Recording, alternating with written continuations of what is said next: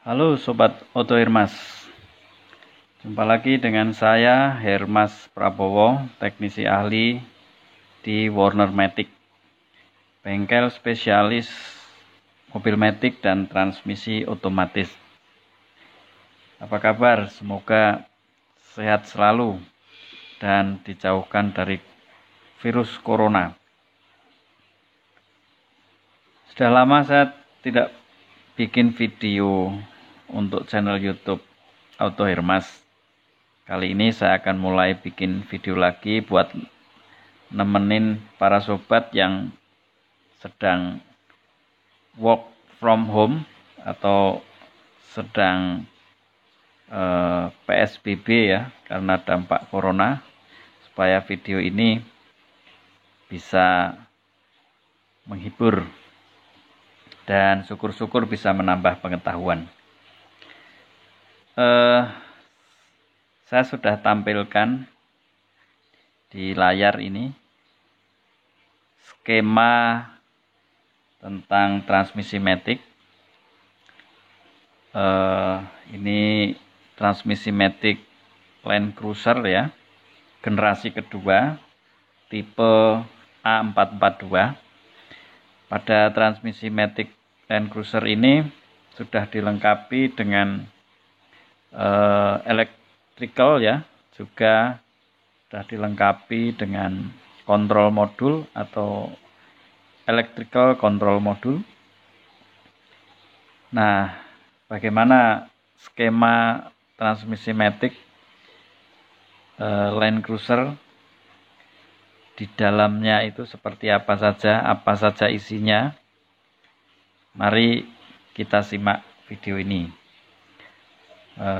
Sebelum lanjut, jangan lupa like, share, dan subscribe supaya saya tambah semangat untuk bikin video yang lain. Nah, ini semua adalah skema ya, transmisi matic Land Cruiser yang saya sebutkan tadi, tipe A442. Bisa sobat lihat mulai dari panah ini, input shaft, sampai di ujung belakang. Nah, ini output shaft. Output shaft ini nanti yang ketemu dengan as couple, sedangkan input shaft di sini yang ketemu dengan torque converter.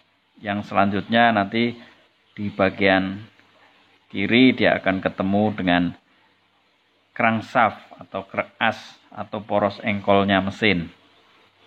Nah, kalau kita perhatikan skema ini ya, inilah keseluruhan yang susunan clutch yang ada di dalam transmisi matic Land Cruiser. Tentu di sini tidak disertakan valve body ya, karena valve body adanya di bawah sini dan tidak tampak di skema ini. Nah, baik, kita lanjutkan. Kalau kita melihat skema transmisi matic Land Cruiser ini, sebetulnya transmisi matic Land Cruiser ini dibagi ke dalam 3 klaster. Perhatikan, untuk klaster pertama itu areanya dari sini sampai sini nih. Ini klaster 1. Klaster kedua dari sini ya sampai sini. Ini klaster kedua. Nah, klaster ketiga ini yang belakang ini. Nah, membedakan klaster 1, 2, dan 3 itu mudah.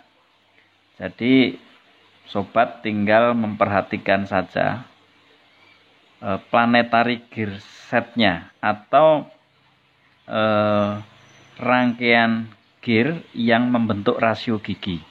Nah, kalau kita lihat skema ini, keseluruhan skema ini, ada 3 set planetary gear, yaitu overdrive planetary gear yang ada di sini, terus front planetary gear, yang ada di sini, terus rear planetary gear. Jadi planetary gear yang ada di belakang.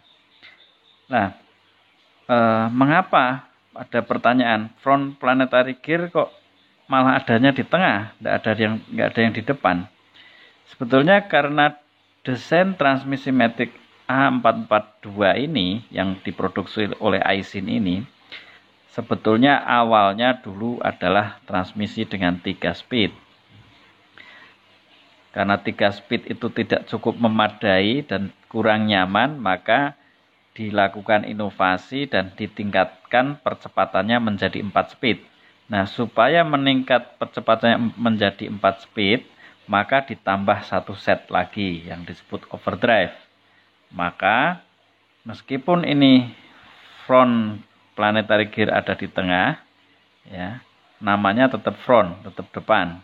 Nah, yang di ujung depan ini diberi nama overdrive atau gigi tambahan namanya.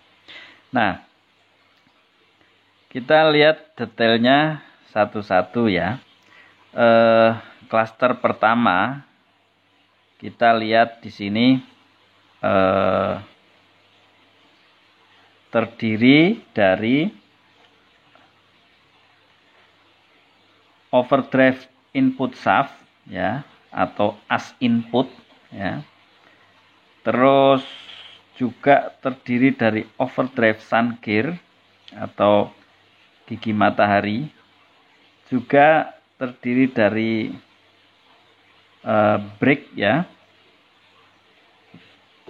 Brake itu namanya overdrive brake ya. Ini tidak ada keterangan yang tertulis di sini, hanya B0 aja. Itu yang dimaksud sebetulnya overdrive brake. Terus ini F0, F0 itu one way clutch. Simbol F ini menunjukkan dia one way clutch atau kopling satu arah. Terus ini ada C0. C0 itu disebut juga direct clutch ya, direct clutch. Terus ini juga overdrive planetary carrier ya, di sini. Terus ini overdrive planetary ring gear. Nah, itulah klaster pertama yang terdapat pada transmisi matic Land Cruiser. Nah, klaster pertama ini posisinya ada di bagian depan. Jadi ketika kita bongkar pompa transmisi matic, nanti kita akan ketemu serangkaian clutch ya, kopling lengkap dengan rumah kopling dan giginya. Nah, itu satu bendel itu masuk di overdrive clutch. Nah, yang selanjutnya antara overdrive clutch ya, antara cluster overdrive ini ya dengan cluster yang kedua dengan front planetary gear ini terhubung oleh input shaft. Jadi input shaft di sini yang dimaksud bukan overdrive input shaft. Karena overdrive input shaft ada sendiri inputnya. Jadi input shaft di sini yang dimaksud adalah input shaft yang meneruskan putaran dari cluster overdrive ini menuju ke cluster front planetary gear supaya putaran mesin dan tenaganya nyambung. Nah, di dalam cluster kedua ini juga terdiri dari beberapa komponen ya. Yang pertama kita lihat ada yang disebut sebagai C1. Nah, C1 itu istilahnya front clutch ya. Terus C2 itu rear clutch. Nah, terus ini B2 itu second brake. Terus bagian lagi adalah intermediate shaft yang menghubungkan antara input dengan cluster di front planetary gear. Terus ada lagi sun gear, ada lagi front planetary ring gear. Terus ada lagi front planetary carrier. Nah, terus satu lagi ini B3. B3 yang dimaksud itu adalah first and reverse clutch, first and reverse brake ya. B itu menunjukkan brake. Terus lanjut ke klaster 3. Ke klaster 3 ini ada yang disebut sebagai rear planetary carrier dan rear planetary ring gear. Jadi carrier dan ring planetary pada bagian yang belakang.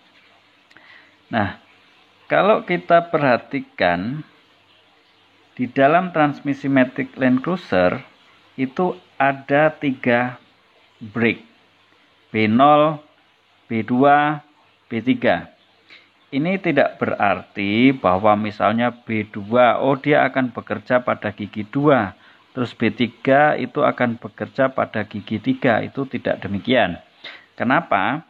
Karena masing-masing tugasnya berbeda-beda. Tetapi itu hanya penamaan saja, 0, 2, dan 3 itu tidak merepresentasikan gigi yang bekerja. Itu yang penting untuk diketahui.